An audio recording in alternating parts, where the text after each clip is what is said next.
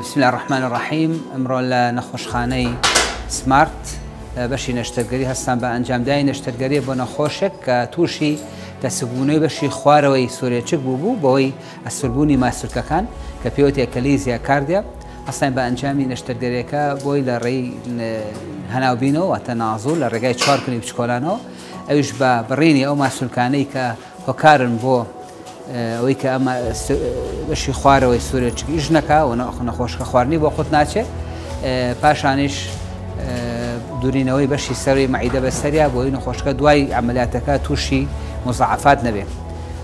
هیوادارین نەخۆشەکان ئیسفادەی لێ بکە و ئینشاءالله لەمەلا بتوانێت بە ئیسراحەت نان بخوات و هیچ ئیشکارێکی بە دروست نەبێت.